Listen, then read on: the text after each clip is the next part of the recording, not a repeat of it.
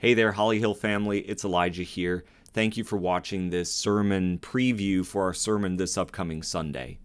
You know, we've all heard of the stories. We've heard of a father who runs into a burning building to save a child who's trapped inside, only to be mortally wounded himself in the process. We've heard of a brother who jumps into a lake to save a drowning sibling, only to lose his own life. And we've heard of a mother who, under a shower of bullets, surrounds her child with her own body, taking a bullet in the process and sacrificing her own life. We've heard of these stories, and they are tragic and they're devastating. But what always shines through is the love and the sacrifice on the part of the one who's given up their life for the other.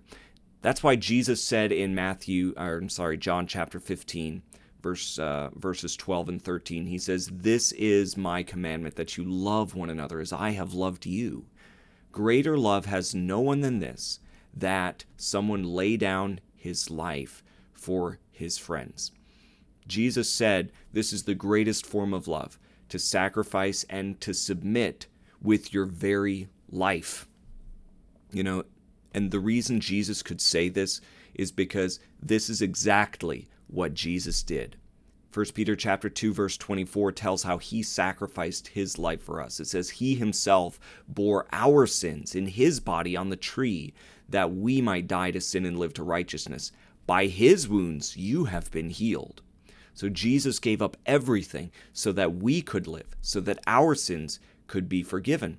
And so we've learned how to submit and how to sacrifice and how to love from God himself. That's why it says in 1 John chapter 4 verse 19, we love because he first loved us. He showed us how to do it by leaving us an example of how we ought to love, how we ought to submit, how we ought to serve, how we ought to sacrifice.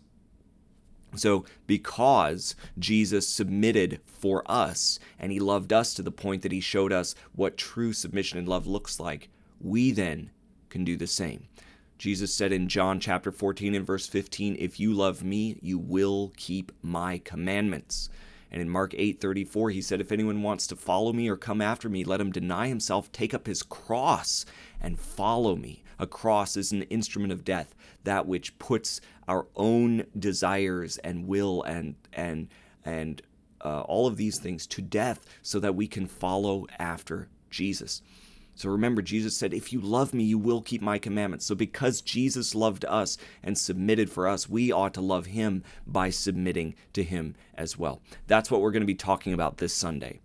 Love God by submitting to him as part of our series on loving God and loving others. So this upcoming Sunday, we'll talk about this, and I hope that you come.